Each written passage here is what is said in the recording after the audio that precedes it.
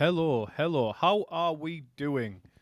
We're back with another episode, and it's a good one.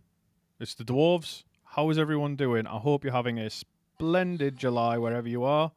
Ignore that. That was just me opening up my notes. How's your summer going? I hope it's going well. I have been very busy. I've released a novel, as you've seen. I've been doing some stand-up comedy work, which is very humbling. My last open mic night, 5 people. It was fantastic, but we go how we go. It's very hard. I've discovered I would rather perform to a crowd of hundreds than 5 people who can, I have to look them in the eyes. And being a married man, it's quite a common occurrence of looking someone directly in the eyes and disappointing them. So it wasn't that unusual of an experience. There's a wee jokey joke for you. Right. Long time no see. Yes, we are talking about dwarves in the Third Age today. Now, initially, this was 1 episode. Then it became 2 episodes. Stop me if you've heard that one before from me. Then it became 1 episode again because I thought, do you know what? Let's see if you can get something meaty and good to get your teeth into as a return to the podcast. So we're coming towards the end of July now. I am sweating my tits off. It's almost the end of summer. We've still got all of August, obviously. But I thought, hey, let's get into it, right? So we're going to cover the Dwarf Wars. I'm not sure what I'm going to title this episode yet. I'll do that while I'm editing it. But we are covering the dwarf conflict in the Third Age. So that means the War of Dwarves and Dragons, which is why they left the Grey Mountains, and then the War of the Dwarves and Orcs. And it reminds me of a meme I posted yonks ago, which way it was Groundskeeper Willie, and I'd put dwarves and elves are natural enemies, just like dwarves and orcs, and dwarves and dragons, and dwarves and balrogs. And Principal Skinner says, "You dwarves surely are a contentious people." And he says, "You've made an enemy for life." Seemed very fitting, because dwarves do be like that. So, this one is one I wanted to do for a while. I love dwarves. Anyone who knows me knows this, and the axe that I brought back from Tolkien, which I have oiled religiously, is a testament to that. So, we don't get much about dwarves in Tolkien compared to the other races, so I am keen to cover 2 of their big events, which we're going to do today. Where we're going to go after this, I've already started work on the next episode, the script, so I know what I'm doing for the next episode, but we're going to work up, and I think the big one over the next few months is probably going to be the history of Gondor, which is going to be a massive, massive series. So bear with me, because if it's anything like Sauron, it's 9 fucking parts, it's probably going to kill me. But, it is what it is. Now, before I get going, just a reminder, I've released a novel called The Horror at Beamish Hall. Please go out and buy that. Show some support if you can. It's available on Amazon in paperback and Kindle. Thank you to everyone who has already purchased it. And if you have purchased it, or it's also available on Kindle Unlimited as well if you subscribe to that. But please leave a review for it. Now, I don't tend to ask for reviews for the podcast because, again, that would be great as well. But I don't monetize this. I do it for the love. I do monetize my book because I would love to do that as a career. Now, I've already started work on the next couple of books. One's a sword and sorcery one. It's got a main character as a woman. She fights monsters, and there's a bit of romance, bit of sexy time with a mysterious figure. And another book which is much more serious in tone. I'm going to take all the lessons I've learned from The Horror at Beamish Hall and apply them to this novel, which is a serious or more serious horror/supernatural tale set in Elizabethan England in the northeast in Durham, which will be out, at this point it's over a year away, so we'll see how we go. But let's return to dwarves. From here on out, we're talking about dwarves. Are we ready? Are you comfortable? Have you took your pants off? Have you still got your knickers on?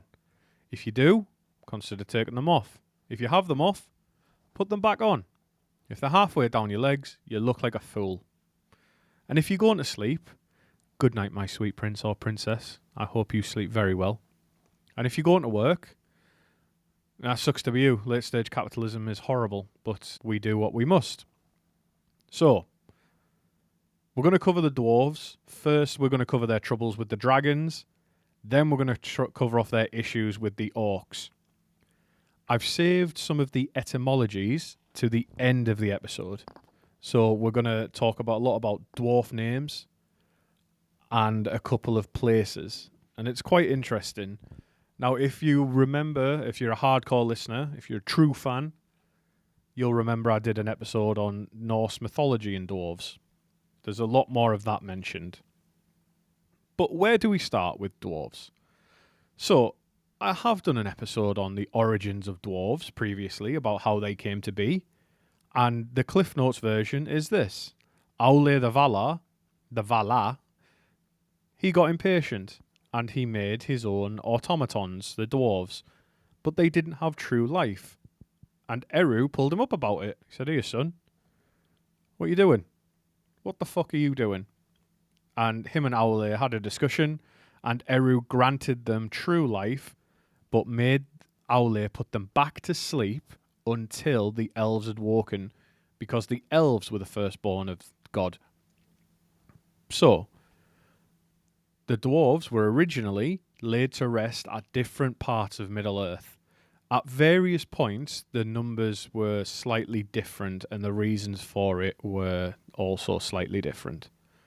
But broadly, we know the location of 3 of the clans. The other 4 were given a guess, and I'll go over about it. So the eldest of these dwarves was Durin, and these are the dwarves whom we are mainly concerned with in the writings of, well, especially within Lord of the Rings and The Hobbit. All the dwarves in that tend to be what's called the Longbeard clan. Those are called Durin's folk. They are of his clan. They are descended from Durin. And I'm going to pause for a coffee drink.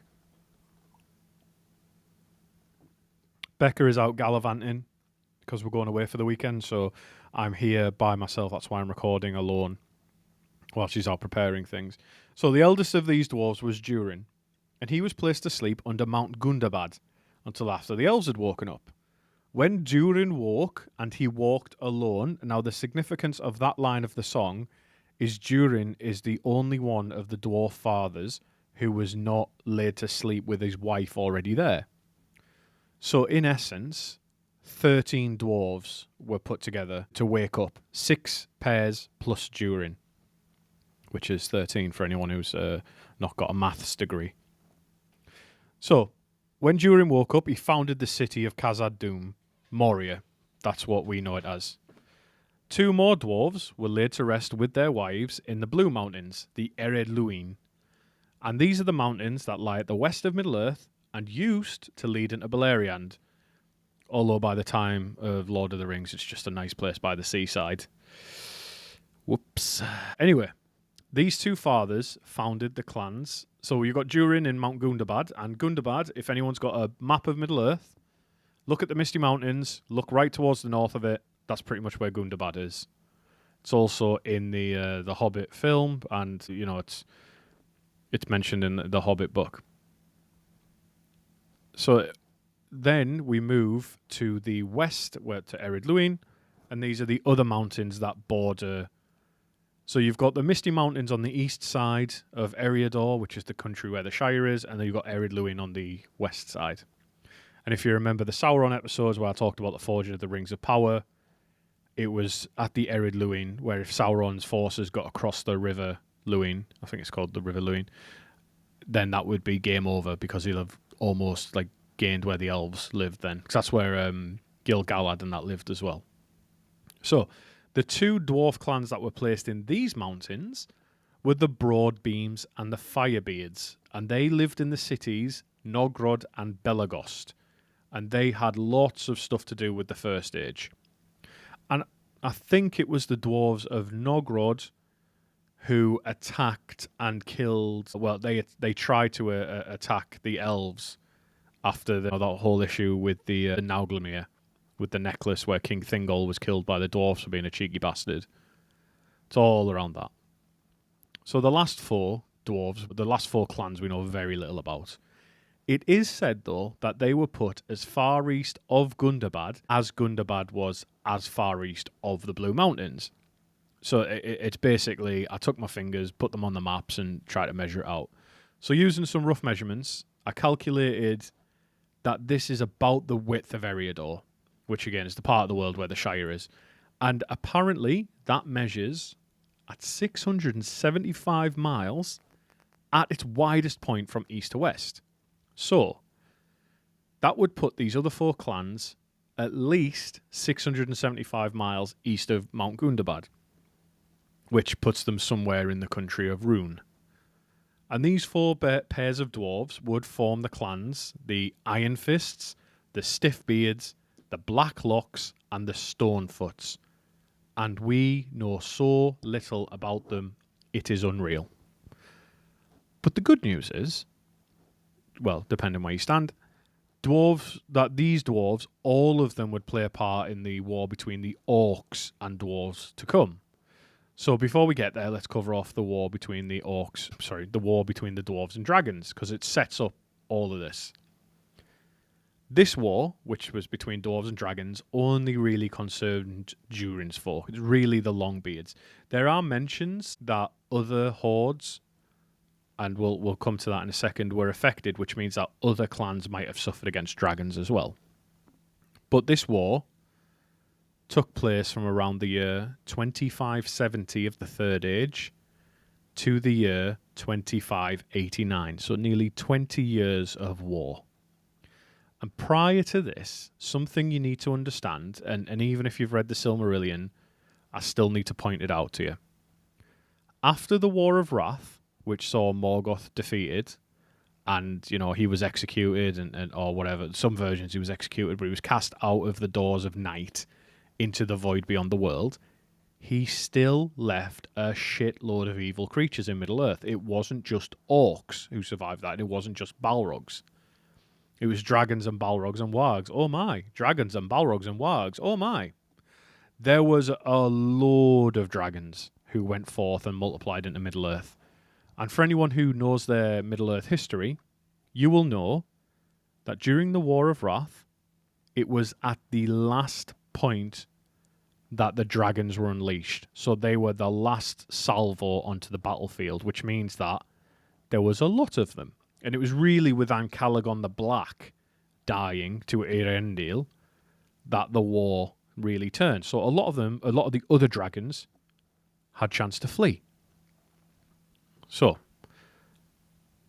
there's lots of dragons, but we've also got another factor, which is the Rings of Power.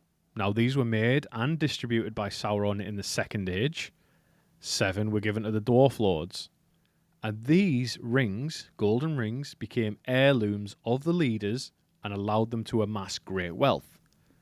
So the 7 rings for the dwarves, it's said that they were able to amplify the qualities of dwarves and lead them to great wealth. So to Sauron, it was a failure because he couldn't dominate dwarves the way he wanted to. But to the dwarves, it amplified their greed and ambition, allowing the amassing of what became known as the 7 hordes of the Dwarf Kings. And it was these hordes, these giant treasures, that attracted dragons and other enemies. So they would plunder the hordes of the dwarves and take what they could. And like I say, it says exactly in the text, it's a bit coy, it's a bit tongue-in-cheek. It says that it's rumoured that at the beginnings of each of these hordes was a gold ring that was cherished and coveted above all else. Which is funny, though. I'm probably sure it's nothing. And, it's not the rings that I've just described. And for anyone who listened to our dragon episode, you may remember the tale of Fram, son of Frumgar, of the Eothiod. The Eothiod are the ancestors of the Rohirrim when they still lived in the north of Middle-earth as nomads. So far before Rohan was Rohan, Fram, son of Frumgar, killed a dragon called Skatha, or Scatha. And Scatha was described as a long worm, which is also Becca's nickname for me. And from this, Fram claimed Scatha's hoard. And amongst these treasures was an ancient silver horn that would one day find itself in the hands of an unassuming hobbit called Meriadoc Brandybuck. So the horn that Merry gets, I don't know why, I've been reading It by Stephen King, sorry. The horn that Merry gets is a long treasure from a dragon's hoard. But it was the dwarves of the Grey Mountains who claimed Fram's treasure as their own, but Fram wouldn't give them a penny. Instead, he sent the teeth of the dragon, Scatha, to the dwarves and said, "Jewels such as these you will not match in your treasuries, for they are hard to come by." And it is rumoured that the long-beard dwarves killed Fram for this in retaliation for him being a cheeky bastard. The point being, these hoards caused trouble, and it attracted dragons.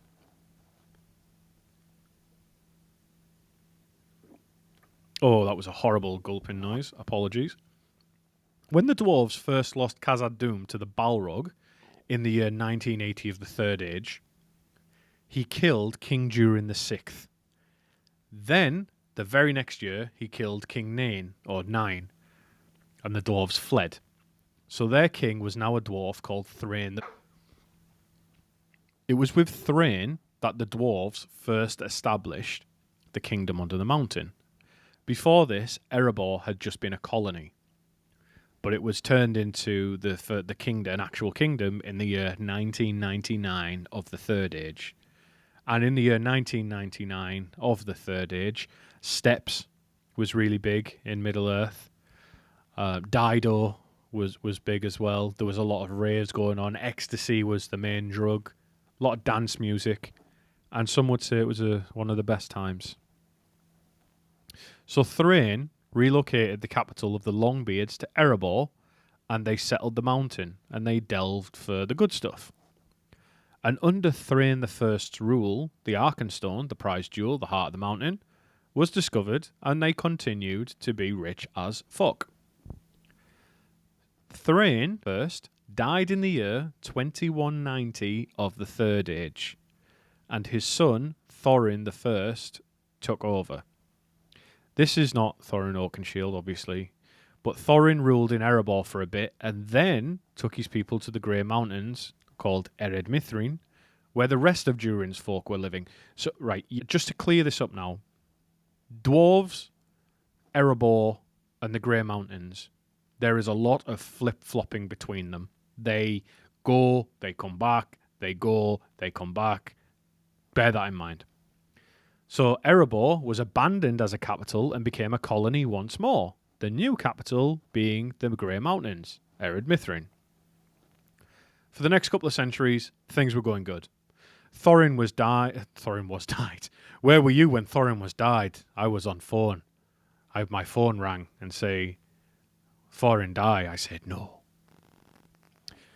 So for the next couple of centuries, Thorin died and was succeeded by his son Glowin, who ruled for 96 years and was then succeeded by his son Owen, or Oin, but it is Owen, because Glowin means glowing one, so it's Glowin, Owen. Owen ruled for 103 years before being succeeded by his son Nain, or Nine the Second. The dwarves were thriving, but the dragons were multiplying. They were becoming strong, and most of them lived and bred in the Withered Heath. Now, the Withered Heath is not just a name for someone who has gone through the menopause. The Withered Heath is a long and narrow valley in the eastern part of the Grey Mountains, where the peaks form two kinds of arms in the land. So if you look at a map of Middle-earth now, you'll see in the Grey Mountains, above Erebor, near Erebor, there's a part where it looks like a letter Y flipped on its side. The bit where the two chains, that's where it goes. It's called the Withered Heath because the dragons burned and blackened it. Now, I can only assume that because they bred there and they burned it because they bred there, I imagine there's a certain amount of sex fire involved. You can't convince me otherwise, so please don't try. And also, I have seen some of the things that some of you, specifically women, read as well. So I know you were going that way anyway. You're all filthy. It's disgusting. You should be ashamed of yourself. So I've mentioned the Withered Heath and where it is. So we're good. They're multiplying there. The dwarves are leaving them alone, but they're coming. When the dragons were strong enough, they make war on the dwarves, who have now prospered in the Grey Mountains. This is now the year 2570 of the Third Age when they attack. And the dwarves were ruled by King Nain II, and he then dies 15 years later in the year 2585. The dragons have been attacking, and the dwarves fended them off. It seems like Nain died of old age, okay? There's nothing to suggest otherwise as far as I could find. But 4 years later, in the year 2589, which is 20 years after the war starts, 4 years after the last king dies, the dragons attack the actual halls of King Dain I and his second son, Fror. They were killed outside the doors to their halls by a great cold drake. And a cold drake, and I used to be under this impression, so don't feel bad if you thought it. A cold drake is a dragon who just doesn't breathe fire. I always thought it was one who breathed ice, but Tolkien's not that imaginative, apparently. But it's just a dragon who doesn't breathe fire. Glaurung, who was the first dragon, the father of dragons, was also technically a cold drake. Smaug is not. He can breathe fire. But this, with the death of their king, signalled a shift for the dwarves. He was 4 years into his reign, and he died to a dragon, as well as his second son. And the dwarves just kind of went, fuck this. We're done. We're done with this. So most of the dwarves then abandoned the Grey Mountains. And it is said, as best as I could find with my research, that it is during this period, perhaps this 20 years or so, that the 4 dwarf rings are consumed and destroyed by dragons. Because, we know that 4 of the rings are consumed and destroyed by dragons. Sauron reclaims 2, I think. I'm not really sure. I can't remember the actual numbers, but yeah, dragons got some of them. The very next year, 20 years since the war started, it's the year 2590. And the new king of the dwarves was Thror, Thror. And he returns to Erebor and re-establishes the kingdom under the mountain. And he takes back the Arkenstone and the majority of the Longbeards back there. So there is a hall in Erebor called the Great Chamber of Thror, and it's used for feasting and council, and it's named after him. Now, you think fucking elf names are bad. Check this one. So Thror had a younger brother called Gror, who led a part of the Longbeards his own way. So some of the Longbeards didn't want to go back to Erebor. Instead, they went with Gror to the Iron Hills and they set up shop there. Gror had a son called Nain, who had a son called Dain II, or Dain Ironfoot. These two will become much more important later in the events of the wars to come, but we're now starting to recognise people, okay? So the dwarves had now essentially adopted divide and conquer, right? Thror lived in Erebor, prospering over the next couple of centuries. He had a son called Thrain, who was born in the year 2644. And then he had a grandson, so Thrain had a son, and this son was called Thorin II. That name sounds familiar. Thorin II, not Oakenshield yet, just Thorin II, was born in the year 2746. So that means, in terms of dwarf life cycle, Thorin II was just a wee nipper in the year 2770 when the dragon Smaug attacks Erebor. So Smaug had heard of the prospering of the dwarves of Erebor and of their great treasures. Treasure, money, attracts trouble. And also in fiction it does that as well.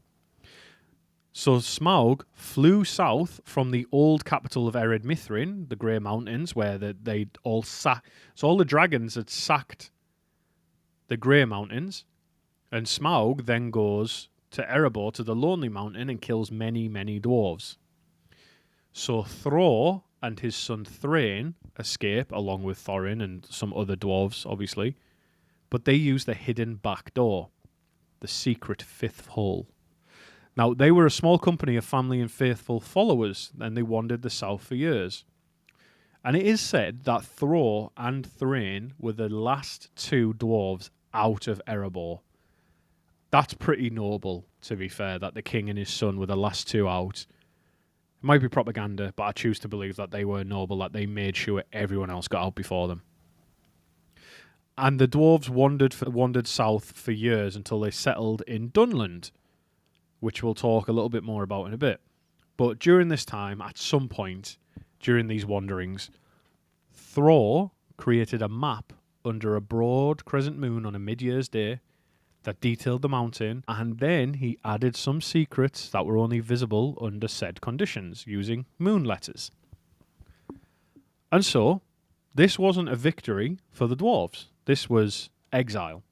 The War of the Dwarves and Dragons closed with the exiles of the dwarves from Erebor, which split the dwarves now between those who had went to the Lonely Mountain. It split the dwarves. There was those who went to the Lonely Mountain and either died or were exiled, and then the other Longbeard dwarves who were in the Iron Hills. And Thror and his followers were wanderers. But the troubles of this clan were far from over. They were coming up to a war with orcs that would be so fierce that it would devastate the dwarven population. And it's my opinion that so many dwarves here die that this might just be the reason that after the events of Lord of the Rings and into the Fourth Age and beyond, that dwarves diminish as a race to the point that they go out of existence. But we'll get to that now. The dwarves and the dragons are done. Then the clans are scattered. Well, the Longbeard clan is fractured and scattered. The other clans of dwarves we don't know much about, but they are going to come into the story in a bit. But I do need to be super duper clear about something right here. If you've only seen the Hobbit films, this is not going to sound right to you. If you haven't read The Hobbit, well, if you've read the Hobbit book, it doesn't fucking matter. It's not really explained in there anyway. I don't know why I said that. But if you have only seen the Hobbit films and that's your only knowledge of this war, then I do need to warn you that it's pretty much completely different. It's like a remix of fan fiction more than quote unquote canon events, right? I do need to warn you. So there might be points where you're like, what? I'm telling you it as Tolkien wrote it and things I could find that supported that. So, the war between orcs and dwarves went on for 6 years, and it involved all clans of the dwarves, not just the Longbeards. So the war was preceded by troubles with dragons, which culminated in the 2770, which, of course. They wandered for several years before they settled in Dunland, like I mentioned. Now, Dunland is a land near the western slopes of the Misty Mountains, and you'll recognise this place just north of Rohan, because you'll recognise this place from the name of the people who lived there, who were ancestral enemies of Rohan, really. They thought of the Rohirrim as usurpers, the Dunlendings. But the dwarves, they lived here in peace with the Dunlendings, relatively, for a while. Dunland had a fair amount of races over the years, to be fair. The dwarves lived here, humans lived here, and even the Stewards, the Hobbit clan, they settled there for a while, until the last of them migrated to the Shire around the year 1630, which is about 29, 30 years after the Shire itself had been founded. So, they missed the dwarves by about, 1,000 years or so, but, it is what it is. But among the dwarves who were forced to leave Erebor was their leader and the king under the mountain. Well, not anymore. Thror. With Thror was his son Thrain II and his grandson Thorin II. Now, I need to repeat that again because this is his early life before he comes into the Hobbit. So we'll now focus on Thror for a bit. Thror, being the son of Dain I, had two brothers, Fror, F-R-O-R, and Gror. I mentioned Fror died with his dad when the Grey Mountains were attacked, and Gror is now leading the people in the Iron Hills. Thror was the king of his clan for 201 years. And he began his rule in the year 2589, as we've covered. But when they settled in Dunland, Thror became depressed. In his mind, he was once a mighty king under the mountain, and now they were wandering. And because it's dwarves, they the way they worked is they would trade their skills for food and goods, and that's how dwarves operate, right? They rarely farm and do that type of stuff for themselves. They'll do blacksmithing work, road building, stone carving, all that, and then in return for like sacks of grain and shit like that, right? But this didn't suit Thror at all. And it might not have helped, obviously, that he had in his possession a ring of power, which amplified and inspired his greed and ambition. But he didn't have anything. There's that saying, it takes money to make money. He didn't have that initial wealth anymore because it was all in Erebor. So he wasn't able to amass the great wealth again like he once had. So he had to strike out and try something desperate. And this desperation was he decided he was going to reclaim the ancestral home of the Longbeards. He wanted to reclaim Khazad-dûm. Or maybe he just wanted to look at it one more time, right? Remind him of the glory days of the Orcs. So he gave his ring of power to his son Thrain and had some words with his son before he left. And I'll read from the Holy Book for this one. Years afterwards, Thror, now old, poor and desperate, gave to his son Thrain the one great treasure he still possessed and the last of the 7 rings. And then he went away with his one old companion called Nar. Of the ring, he said to Thrain at their parting, "This may prove the foundation of new fortune for you yet, though that seems unlikely, but it needs gold to breed gold." "Surely you do not think of returning to Erebor," said Thrain. "Not at my age," said Thror.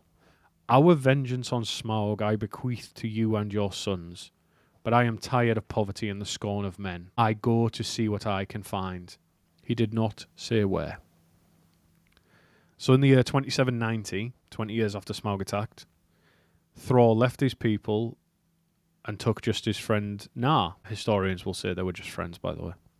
The 2 old fellas took the Red Horn Pass, which is a very, very high mountain route through the Misty Mountains, and they came to the eastern side and approached the East Gate of Moria. Now, this Eastern Gate of Moria is where the Fellowship leave after they escape the Balrog. It had traditionally been the main entrance to the kingdom and was built near Mirrormere. And the dwarfs call Mirrormere, the lake there, Keled Zaram. And it's a fabled, beautiful lake that Durin peered into when he founded the great city of Khazad-dûm, after he saw a vision of stars above his head in a reflection, and the stars looked like a crown. And that is where Durin's symbol, or like not logo, heraldry comes from. The mark of Durin is the 7 stars in a crown. And it's also at this lake that Balin would be killed by an orc after he was shot in the back by an arrow. And he was then buried in the tomb that Gimli and the gang visit in the book. In its day, apparently the East Gate was awe-inspiring, but it became heavily damaged when Balin and his gang were attacked just before the events of Lord of the Rings.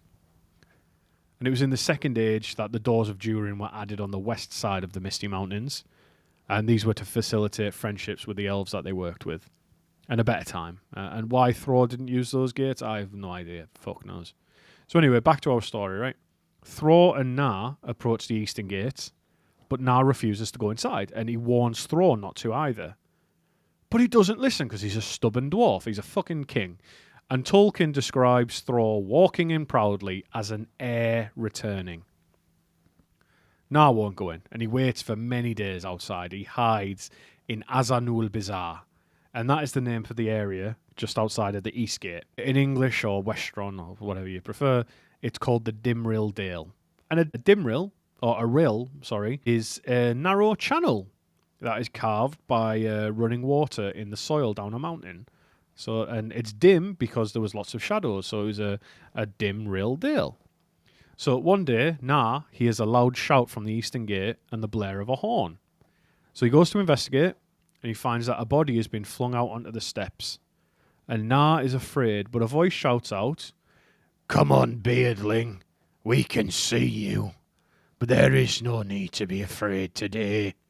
We need you as a messenger." And that's right, all Yorkshire people are orcs.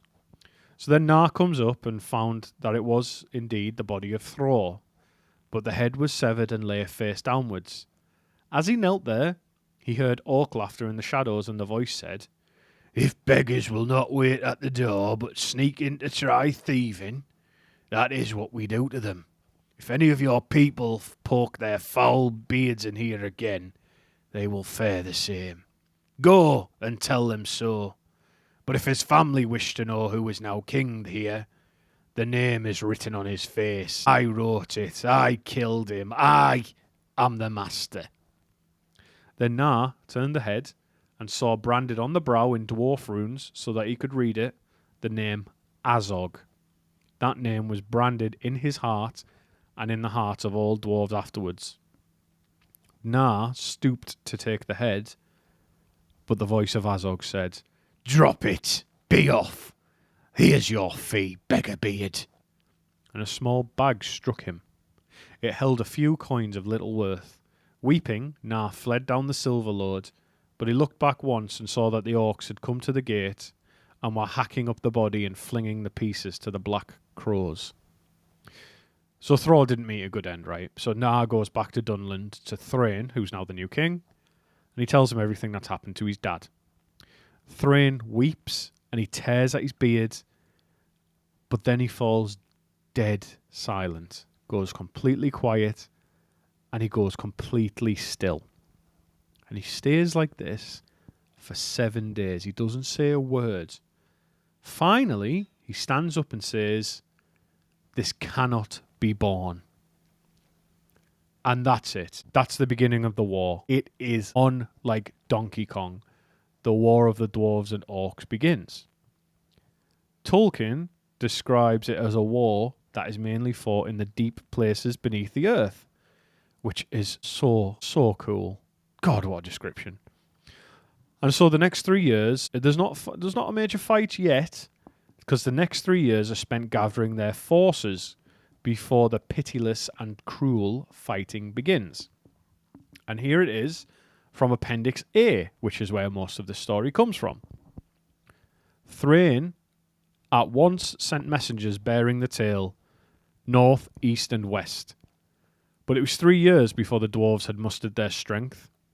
Durin's folk gathered all their host, and they were joined by great forces sent from the houses of other fathers, for this dishonour to the heir of the eldest of their race filled them with wrath. When all was ready, they assailed and sacked one by one all the strongholds of the Orcs that they could find, from Gundabad to the Gladden. Both sides were pitiless, and there was death and cruel deeds by dark and by light. But the dwarves had the victory through their strength and their matchless weapons and the fire of their anger as they hunted for Azog in every den under mountain. Now here it comes again. Instead, and this is where the Tolkien criticism comes in, and I cannot hide it, the man was a genius, but we'll hear all about Feanor being a bitch boy and being upset about his dad and brother, and he likes him more than me. Whereas the dwarfs' war with the orcs, we only know about 2 battles in 6 fucking years. 6 years later, in 2799, the final battle of the war is fought. The dwarves had chased all the remaining orcs in the wars to Moria, and it was outside the eastern gate that the final battle happened, the Battle of Azanul-Bizar. And it's said that when the dwarves saw the eastern gate, they let loose such a battle cry that it sounded like thunder in the valley. However, there was still a massive army of orcs to deal with, and yet more came from the gate even as they went towards it. This was it, right? This was the battle. The first battle is the sacking of Mount Gundabad. This is the second battle we know about. It went bad for the dwarves at first, apparently, because the day was dark, because it was winter. So the orcs didn't have to worry about the sun weakening or scaring them. And the orcs also had the high ground. And they also outnumbered the dwarves. So these lads, with solid steel bollocks, were running uphill against a larger force, fueled purely by rage. And the first attack sparked the Battle of Hazanul Bazaar, which the elves called Nanduchrion. And of course we had to know what the elves... They've got fuck all to do with this, but of course Tolkien was like, oh, here's what the elves called it. But it's said that the memory of this battle still makes dwarves weep and orcs shudder. So Thrain, the king, led the vanguard at the front of the battle, and that first assault was a loss. And it was a loss in the sense that... So vanguard is obviously... It's the first attack. It's the people at the front of the army. The vanguard, the assault fails, and they are driven back into the woods nearby. And there used to be big woods in that valley. There they fought in the woods, and lots of dwarves died, including Thrain's son, Frerin, who was also Thorin's brother. Another notable dwarf died here as well, which was Fundin, and that was Balin's dad. You know when he says Balin, son of Fundin?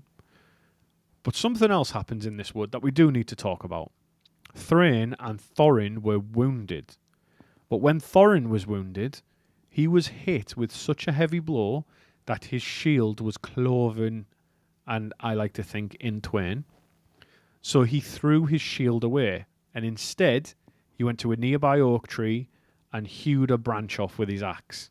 And he held it in his left hand to use as a shield, but also as a wooden club.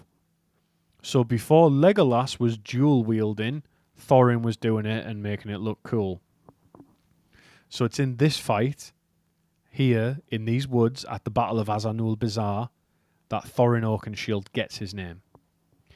And outside of the woods, it's getting intense. And I'll read a passage again. Elsewhere the battle swayed to and fro with great slaughter, until at last the people of the Iron Hills turned the day. Coming late and fresh to the field, the mailed warriors of Nain, Graw's son, drove through the Orcs to the very threshold of Moria, crying, Azog! Azog! As they hewed down with their mattocks all who stood in the way. Then Nain stood before the gate and cried with a great voice, Azog, if you are in, come out, or is the play in the valley too rough? So the boys from the Iron Hills really sorted everyone out here, didn't they? They saved the day. And a mattock is their weapon of choice. It's like a cross between an axe and a hammer and a pickaxe. It's kind of like a combination of those things. It's good for breaking bones and smashing holes in things, and orc heads, presumably. But it's not over yet, right? Because Azog does come out. He gives them what they wished for. So thereupon Azog came forth, and he was a great orc with huge ironclad head, and yet agile and strong. And with him came many like him, the fighters of his guard. And as they engaged Nain's company, he turned to Nain and said, What? Yet another beggar at my door? Must I brand you too? With that, he rushed at Nain and they fought. But Nain was half blind with rage and also very weary with battle, whereas Azog was fresh and fell and full of guile. Soon Nain made a great stroke with all his strength that remained, but Azog darted aside and kicked Nain's leg, so that the mattock splintered to the stone where he had stood. But Nain stumbled forward. Then Azog, with a swift swing, hewed his neck. His mail collar withstood the edge, but so heavy was the blow that Nain's neck was broken and he fell. That's a big ouchie. There's another royal line of Durin. Another one of Durin's heirs extinguished. The leader of the Iron Hills, Thrain's cousin, has been killed by having his neck broken. But here, Azog has gotten cocky. He's won one fight, but he realizes very quickly he's lost the battle. So he looks out and he realizes, oh shit, I've lost. Because the dwarves are routing the orcs. They're being killed in droves, or else the orcs are running away as fast as they can from the battle, and all of Azog's bodyguards are dead. So he does what most people in a position of power do. He starts to run. Azog runs back up towards the gates of Moria, but someone catches him. And it's a very, very young dwarf who's not yet fully grown and is holding a red axe. This is Dane. And you may know him as Dane Ironfoot from The Hobbit. The dwarf comes to help Thorin and company at the Battle of Five Armies. That Dane, you know. If you won't mind buggering off. But this is him young now. Dane will eventually die in the War of the Ring, fighting side by side with and then defending the body of his friend Brand, King of Dale. But for now, he does something unimaginable for a young dwarf at the tiny, weird young age of 32. Now that's how old I am, and I've never killed an orc. Just homeless people. Dane catches Azog right at the gates of Moria and chops off his head. But because he's right at the gates of Moria, he looks inside and he sees something that scares him very badly. Dane comes back down those steps with a face full of terror. He caught a glimpse of something in Moria that makes him never want to go there. It's the Balrog. Obviously, it's the Balrog. With the death of Azog, the battle for Azanul Bazaar was over, but it was no victory worth celebrating. There was a full half of the army of dwarves had died. All clans had lost stupid amounts of dwarves, and it is said that their dead was beyond the count of grief. So the dwarves took the head of Azog and filled the mouth with the purse of coins he had thrown at Nar. Then they stuck the head on a stake, and that is as close to celebration as they got. So the next morning, Thrain stood before them. He was blind in one eye now, and he had a terrible leg wound. And he spoke to the dwarves, but Thrain didn't quite get the answer he was expecting. He assumed that all the dwarves like him wanted to retake Moria, but the dwarves were full of grief and fear, and they refused. And even Dane himself had strong words for his cousin. And I'll read again. Nonetheless, in the morning, Thrain stood before them. He had one eye blinded beyond cure, and he was halt with a leg wound. But he said, "Good, we have the victory. Khazad-dûm is ours." But they answered, "Durin's heir you may be, but even with one eye you should see clearer. We fought this war for vengeance, and vengeance we have taken, but it is not sweet. If this is victory, then our hands are too small to hold it." And those who were not of Durin's folk said, "Khazad-dûm was not our father's house. What is it to us, unless a hope of treasure? But now, if we must go without the rewards and wereguilds that are owed to us, the sooner we return to our lands, the better pleased we shall be." Then Thrain turned to Dane and said, "But surely my own kin will not desert me." "No," said Dane. "You are the father of our folk, and we have bled for you, and will again, but we will not enter Khazad-dûm. You will not enter Khazad-dûm. Only I have looked through the shadow of the gate, and beyond it waits for you still, Durin's bane. The world must change, and some other power than ours must come before Durin's folk walk again in Moria." And that's it for that's the end of the war, almost. The dwarves did two more things. They stripped their dead of all their belongings, and this was to make sure that the orcs wouldn't gain their weapons or armour. And with a full half of them dead, it meant that every dwarf who left the battlefield did so under an extremely heavy burden. And the second thing they did, which is the saddest one, is they stripped the valley completely bare of trees so that they could make pyres to burn the dead.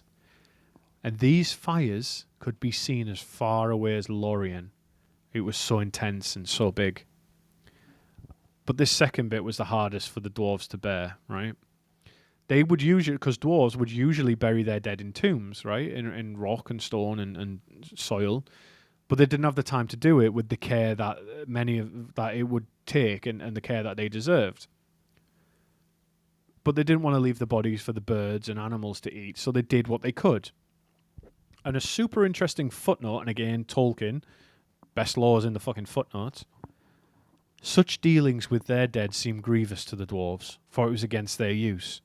But to make such tombs as they were accustomed to build, since they will only lay their dead since they will lay their dead only in stone, not in earth, would have taken many years. To fire, therefore, they turned, rather than leave their kin to beast or bird or carrion orc.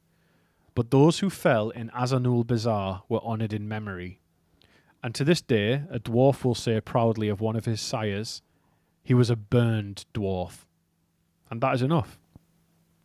Which is a very, very touching way to honour tradition, is that the one time you break from the way that you treat your dead is in the best way.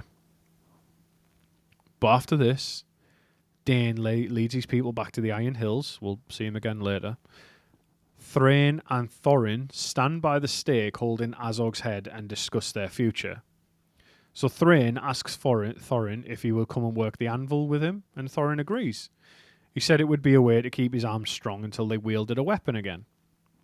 So Thrain and Thorin and their followers, which include the famous Balin and Glowin, Gimli's dad, returned to Dunland, where they upped sticks and wandered again in Eriador, the northwest of Middle-earth. Eventually, they settled down in the far west in Ered Luin, which is, around the year 2802 of the Third Age, the back in the Blue Mountains. And here they prospered in a way, and they had food and they had work, and it's said that they were slowly able to reproduce. Their numbers go up again, which is very unusual for dwarves, given how slow to reproduce they are. But they didn't have gold. And it's said that the Ring of Power needed gold to make gold. And they couldn't build their wealth as they once had. And what we see here is the slow descent, because Thrain became obsessed with this image of the riches in the lonely mountain they lost to Smaug. That might have been the ring's influence, who knows. But this plays on his mind over time. And so, nearly 40 years later, in the year 2841, Thrain leaves with a small group and they wander east, ostensibly heading back to the Lonely Mountain, perhaps. Balin and Dwalin were with him, and they were harassed by orcs and wolves and all sorts of creatures. And they wander for 4 years. And in 2845, they were camped at the edge of Mirkwood, when Thrain, he just disappears. He's gone. He's never, ever seen again, except by one person. Thrain was taken to Dol Guldur and tortured by Sauron and his servants, and he had the ring taken from him, and he was thrown into the dungeons. 5 years later, Gandalf came upon Thrain, who was so wretched and mad that he couldn't even remember his own name. Gandalf was there to investigate whether this necromancer was actually Sauron. But Thrain couldn't even remember his own name, so he gives Gandalf the key to the Lonely Mountain and the map that would get him there, and he dies shortly after. And Gandalf just doesn't have a fucking clue who this mad bastard is. He's just like, alright, thank you, cheers bro. And it wasn't until he encountered Thorin near Bree that he clicked and realised who Thrain had been. And so Gandalf mentions, ever so casually, that not far from Bree lives a very, very good burglar who may be able to help him with reclaiming that lonely mountain. And that's the end of the tale of the two major wars of dwarves in the Third Age, apart from the War of the Ring, obviously. Now, I'll move on to the etymologies, because there is actually quite a lot here. So it's not the end of the episode, but it was the end of the war. The sacking of Mount Gundabad is the battle near the beginning of the war, and the Battle of Azanul Bazaar is the battle that ends the war. But etymologies, Mount Gundabad. There's no real origin for this one that's concrete, but it does have an interesting story that relates to the elves. So, the Khuzdul language of the dwarves has a root word called Gunud, which is the equivalent of the Elvish root word Gundu, which both mean underground hall. Now, this is very interesting, as I didn't find this out, but one of the most famous of elves, Finrod Felagund, his name, Felagund, is given by the dwarves because of his skill in carving the lighter stones in Nargothrond. So one of the most famous places of the First Age. Sorry. So Felak is a small tool that's used to chisel or cut stone. Then the term Felek means to hew rock. So in Kuzdul,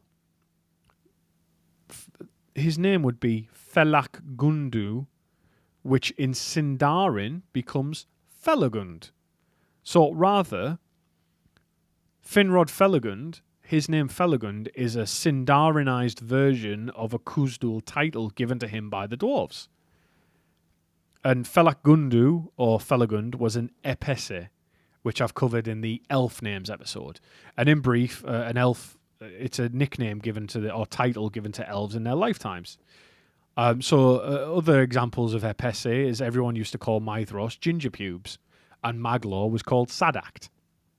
So how does this relate to Mount Gundabad? Well, the clues really only point to some translation or equivalent of the term underground hall, and that's about as far as we can get with it. So it's the great underground hall, or like the mountain with the underground hall, or something like that, right? That was a fucking fascinating one for me to research. But let's go over some dwarf names. I'll try and fire through these. Because the dwarf Thrain, so it comes from the Dvergatal, which is the section of an ancient Norse poem called the Voluspa. And the Voluspa is the main poem and means prophecy of the seeress. And Dvergatal means the catalogue of dwarves. And Tolkien copied nearly every dwarven name, plus Gandalf, from this Dvergatal. The only exception, as far as I'm aware, is Balin. There's no real exception for that one, but we'll talk about it in a minute. So Gandalf gets his name, and Tolkien famously, he kind of regretted doing this with that. So, he kind of regretted taking it from the Dvergatal, but hey-ho.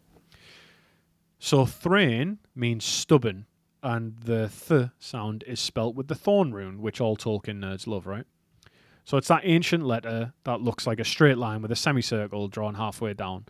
If you've ever seen the Halloween films, Michael Myers had one tattooed on his arm and his wrist in Halloween 6, which is one of the weirdest Halloween films, but it has one of the first acting roles of Paul Rudd. So the more you know.